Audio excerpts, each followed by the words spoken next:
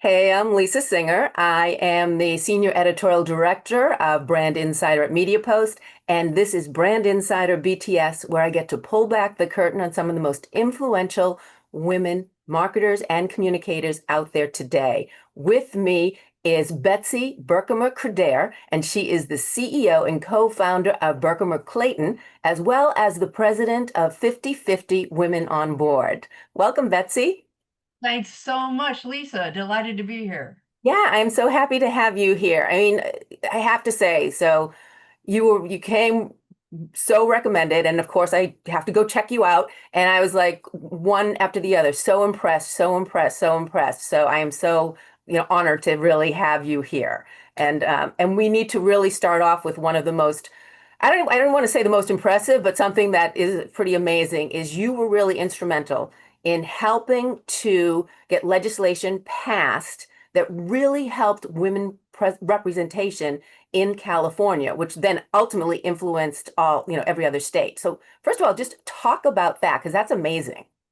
Oh, thanks, Lisa. It's very hard to get a law passed anywhere. This just started out as an idea, which I recommend to all of your listeners. When you have an idea, don't let it rest until you at least explore it. So the idea back in 2012 was to have a law in the state of California which has more corporate publicly held companies than any other state. So we thought, well, Norway passed a law back in 2006 to require a certain percentage of women on corporate boards in that country.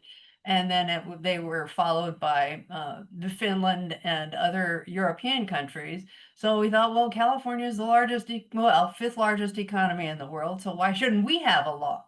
Right. Started. And then I talked to several, I'm just an amateur, just a citizen with an idea, and very much dedicated to helping women advance to corporate boards throughout the country. So I talked to some public affairs expert women friends of mine and said, is this possible? And they recommended that I take the idea to Sacramento, and I did. I met with the Women's Caucus. Those are the legislators of both houses, the Assembly and the Senate in the state, and talked to them about the idea. And they liked it. And Senator Hannah Beth Jackson from Santa Barbara was the one who picked up the gauntlet and ran with it. And she became what's called the author of the bill. And I and the National Association of Women Business Owners of California, we were the sponsors. So those inside terms, but it was a 7-year battle to Wow. the law passed finally in 2018, and it was enacted in 2019, requiring 3 women on every public company board in the state of California. And it was the last bill that Jerry Brown as governor signed into law.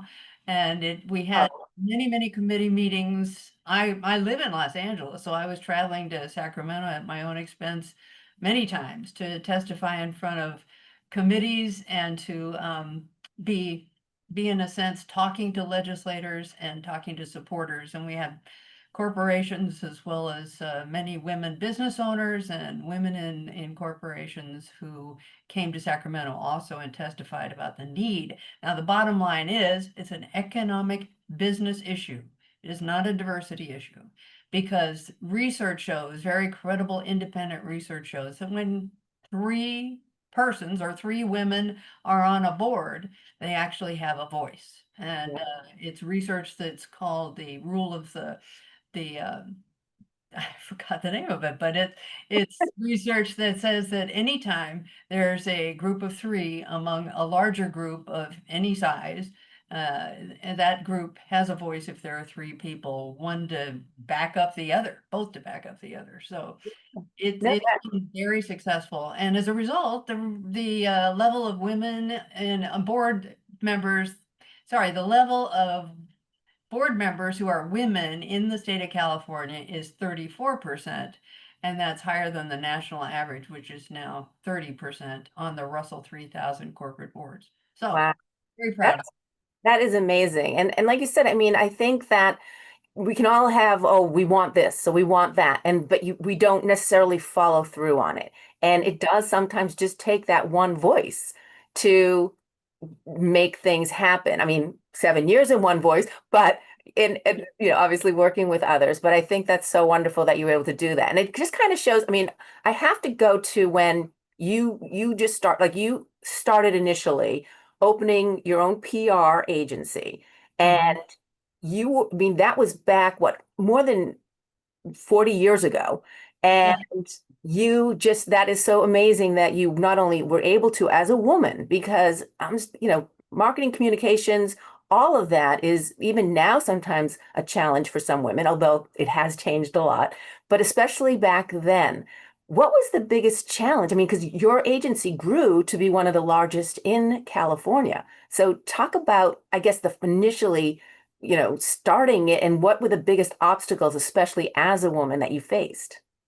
Well, I guess I'm an entrepreneur to the core, and I had a job previously in newspapers and I worked for Disney as a publicist, traveling the country, handling publicity for them. And I had developed a lot of media contacts around the country, which is critical to any PR agency. And frankly, when I came home back to Los Angeles after traveling for 2 years around the country, I couldn't find a job.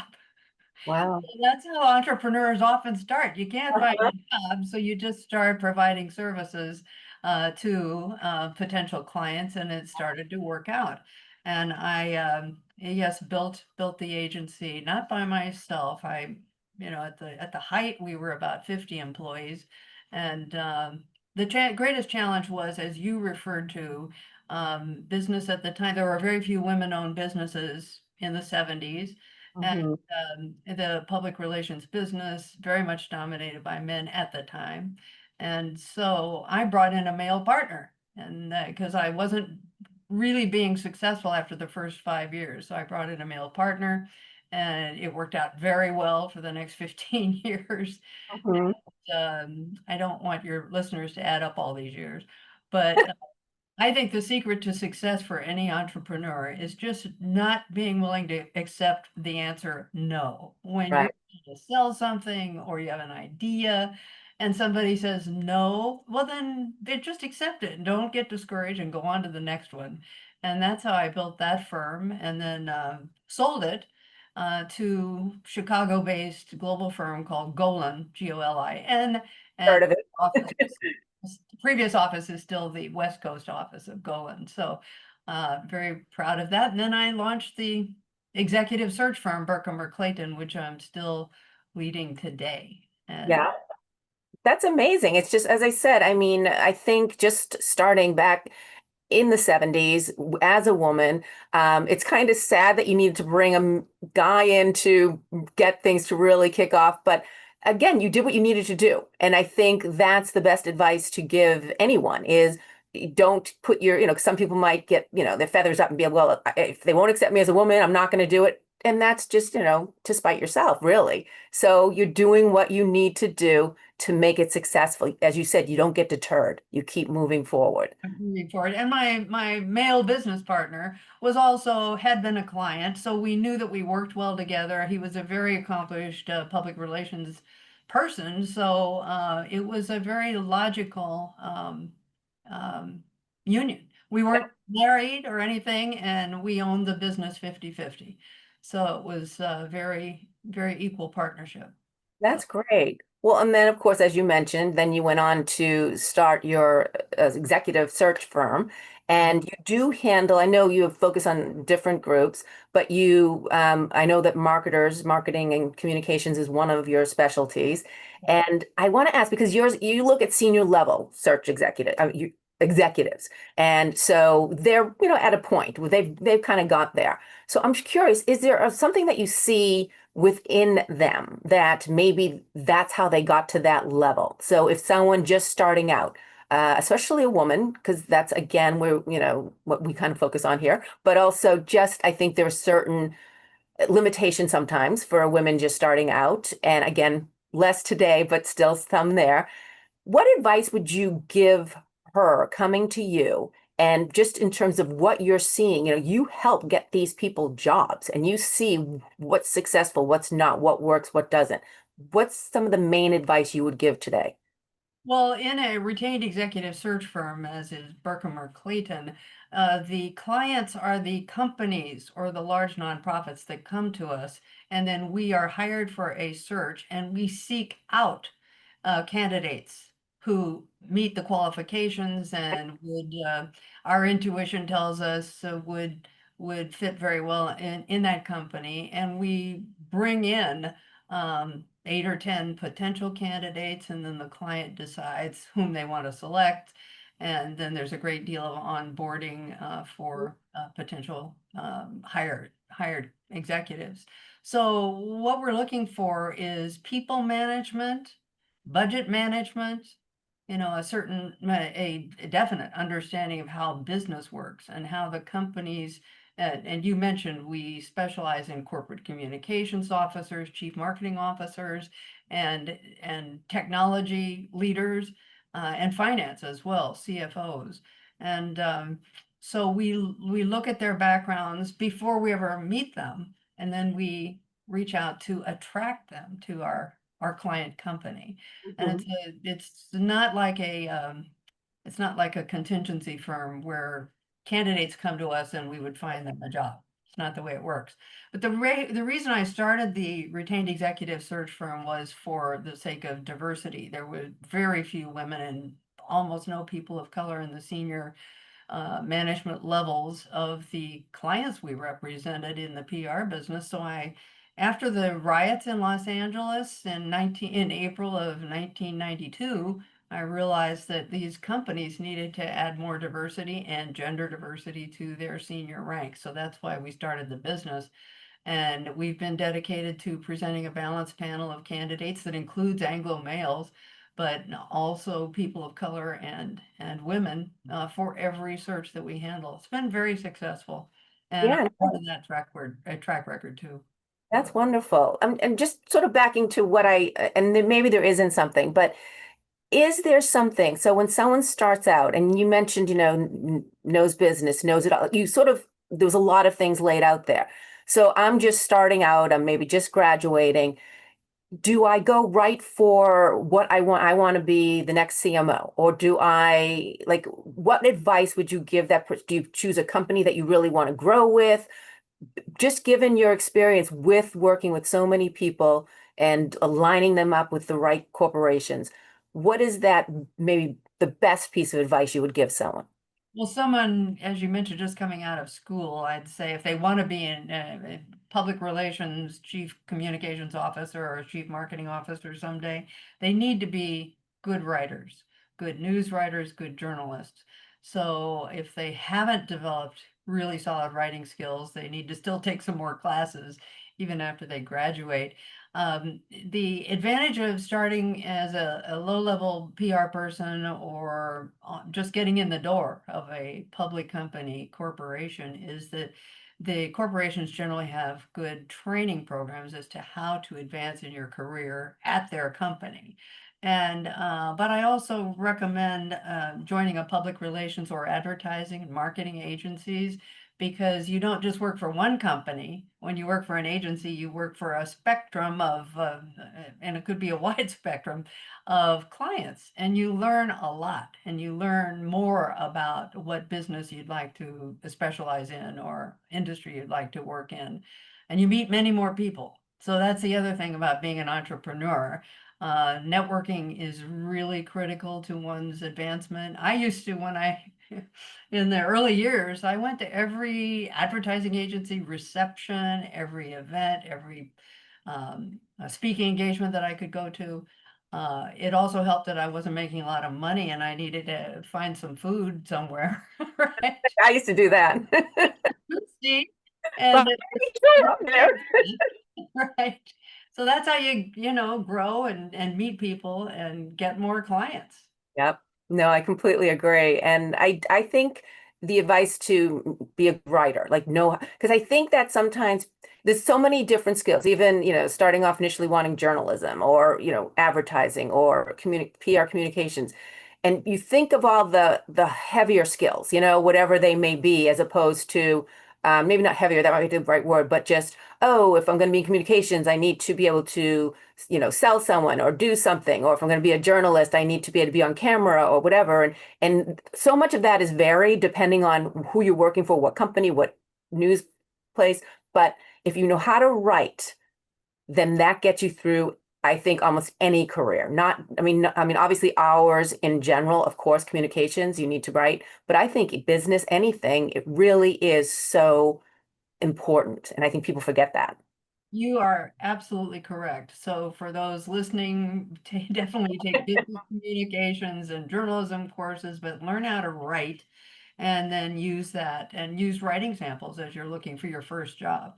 And the writing needs to continue to improve as you become a senior executive. Other people are doing the writing, but you're still editing. You're still planning strategy and using writing. Now, with Chat GPT, of course, things might be a little easier, but still you have to be knowledgeable, factual, anything you present, and even more careful when you rely on something like that for writing. It's not the end all be all. Yeah, You, I uh, find no, but I find with ChatGPT, it's because I used to sit there to write, like I'd be like this, okay, you have to get that first inspiration, and then once you do, it flows. ChatGPT helps that first inspiration come quickly, more quickly, I think. But then you need to edit it, you need to make it your own, you need to do whatever you need to do. But it sometimes gives you don't have that blank page for as long, I think. I mean, at least from my own experience. it's true. It's true. So I'm glad you've had that same experience too, but that's what we look for in the senior executive positions that we're handling, what is this person's ability to communicate? And Hmm. it's verbally and it's writing and it's the way they influence people and how large is their influential network, uh, Yep. business contacts. So what then happened to me, if I may add, was then the focus on women as really advancing women's careers, I think has been the driving force in my life, whether it's in PR or I always hired women in the public relations agency and then in executive search, doing board searches and making sure that women had the opportunity to serve on boards. So back in the 90s, doesn't that sound like, I guess it is another century, but it sounds like a millennium. Back in the 90s, I was the charter starter of something called Women Corporate Directors, which is a membership organization for women who are already on boards. But I Hmm. realized what was needed was a training program to help women who are not on boards. I'm talking about corporate boards as well, private, public, and nonprofit, to help women who are not on boards know how to get there. So there were two women in Boston who started the organization, now called 50/50 Women on Boards, 15 years ago in the year 2010.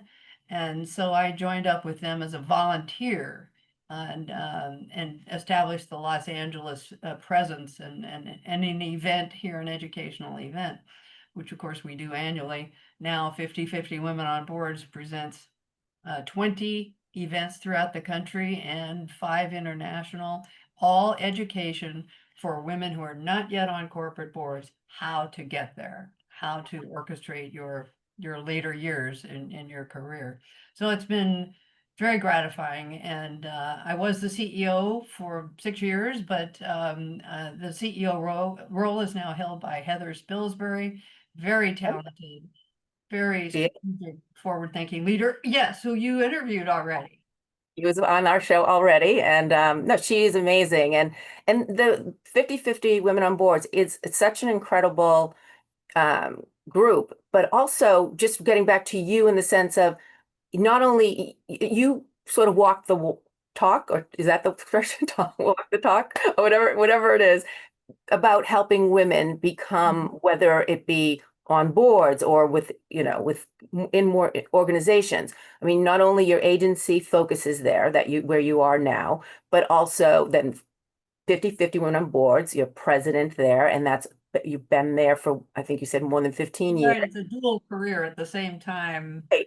And so, but not only that, you've written two books, which the topic is for more women on board and boards. and you hosted a radio show. And again, that was with entrepreneurs and helping them, but I'm sure you've helped many women too. So it has been your focus. And so a lot of people are interested, let's say hire people who are hiring or corporations, they may say, okay, yes, that's well and good. We want more women, we want more this, we want more that, but maybe that's not what's going to push them over to do it. There's a bottom line there too. But and so tell what is the bottom line? Why is it? So yes, it's the right thing to do, but if that's not enough to get someone to do more of that, why is it the right thing to do financially or for your business?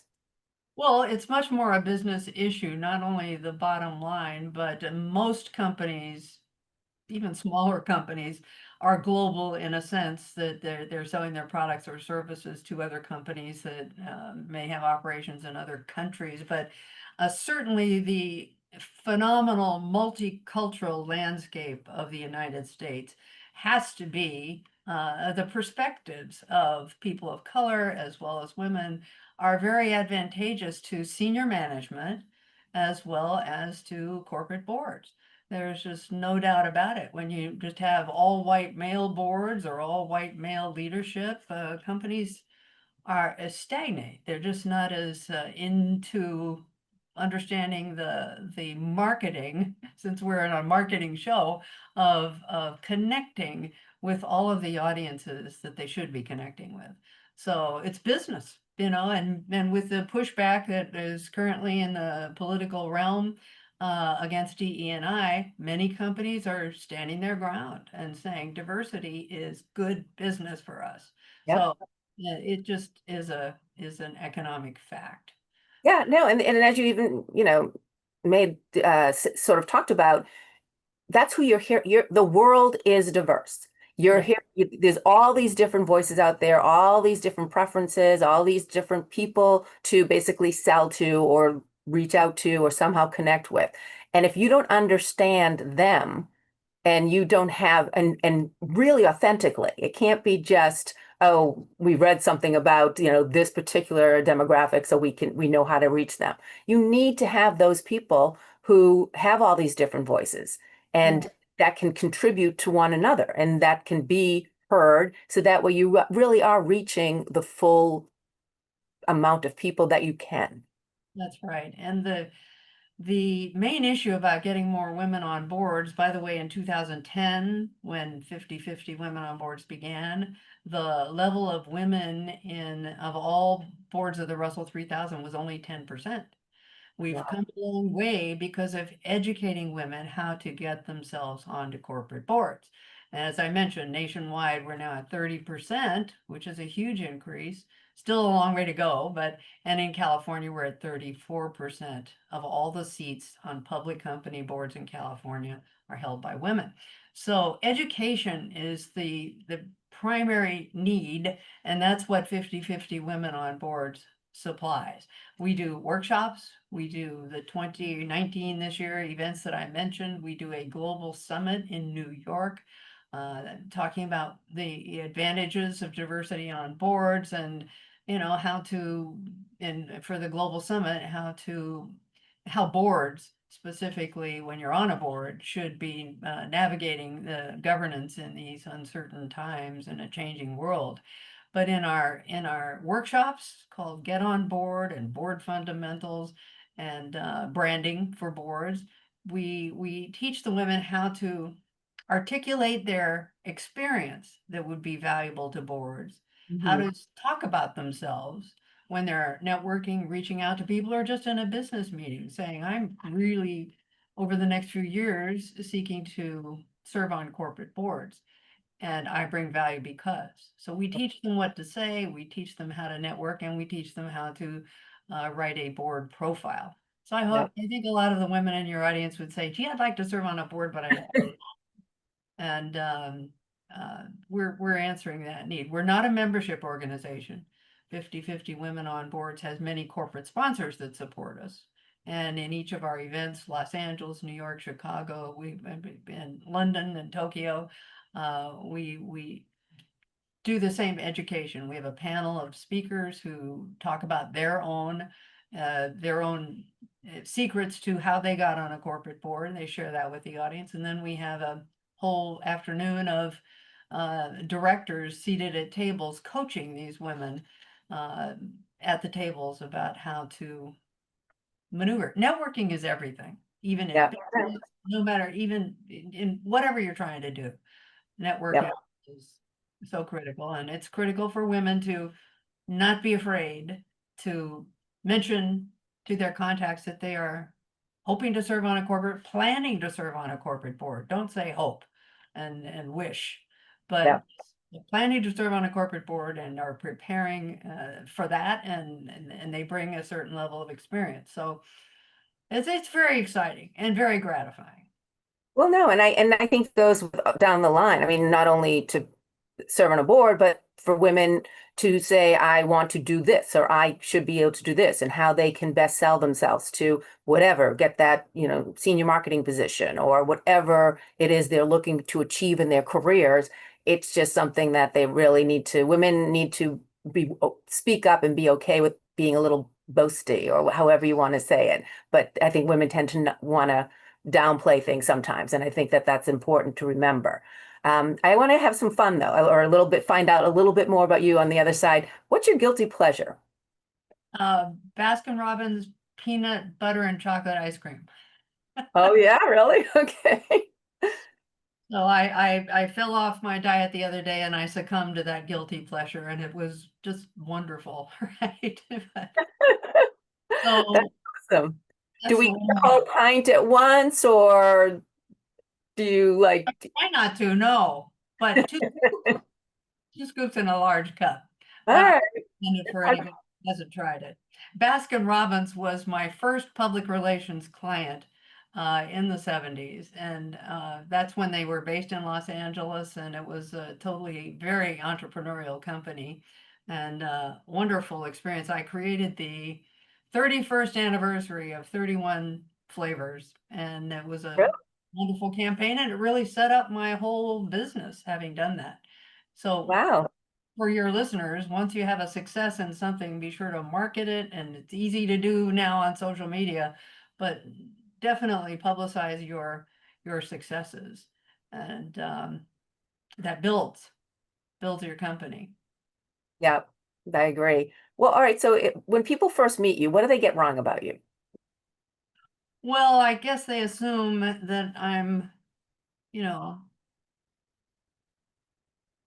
uh, younger than I am, right? I hope. Oh, that's good. I want them to think that. But I also stay young by, I can't do sports as much as I play tennis as I used to, but I do fly Cessna airplanes. I'm a You jump do.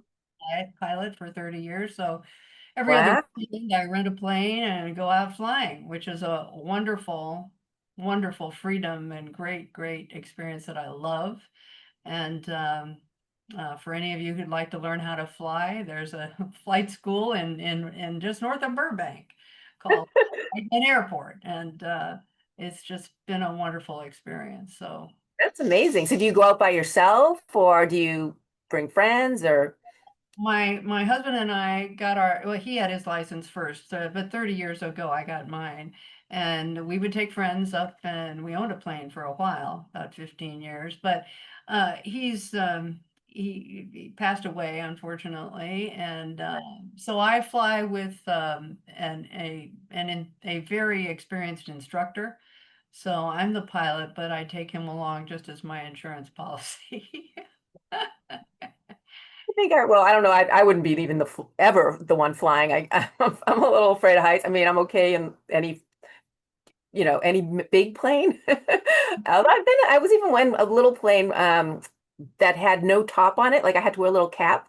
It was actually kind of cool. Although when I got to the ground, I was a little nauseous, but it was, My goodness. Well, you try it again, but I would say get an Cessna that has a total cabin and yeah, doors. I don't that might do be the way to, like that. that might But be the way to go. All right. Well, for my final question, I want to ask you in terms of um, we all have big dreams that we want to do, and I know that that's something that's been a part of really all your life, your career, you have these big dreams that you've been able to see into fruition in a lot of ways. But what's your daily win? Oh, my daily win is even if I can just talk to one woman or man about advancing their careers to corporate boards and giving them some pointers. And I teach the Get on Board workshop that we do at 50/50 Women on Boards. I thoroughly enjoy that. So it's very gratifying. And then we have a Los Angeles event every May, and it's quite large, and it's the educational event that I talked about. It's very gratifying. And all the women and men who come tend to stay in touch with me and follow up, and that's just very gratifying. I I recommend to everybody to, as you're referring to, find what makes you really happy and keep on doing it. I don't intend to ever retire until they haul me out of here, and why would I? A little travel here, a little golf there. You can do that anytime. But keep on working. I've certainly noticed that people who fully retire, unless they have some other activity, really just fade away and lose their self-esteem. So that's my closing advice to your listener. Don't Well, re I can see you going on for long, much long time. So thank you, Betsy, so much. It was such a pleasure talking with you. Well, thank you. And by what I mean by don't retire, you can leave a job, but start your own business. Keep on going and keep on generating income and good results for people. And it's a great fountain of youth. I agree. If you're a very good example of that. So thank you, Betsy, and thank you for watching. And as I always say, if you know a wonderful, influential woman marketer that you want to have me sort of pull the curtain back on, please let me know who you would like for me to ask, and I will do my best. So thanks for watching. And again, thank you.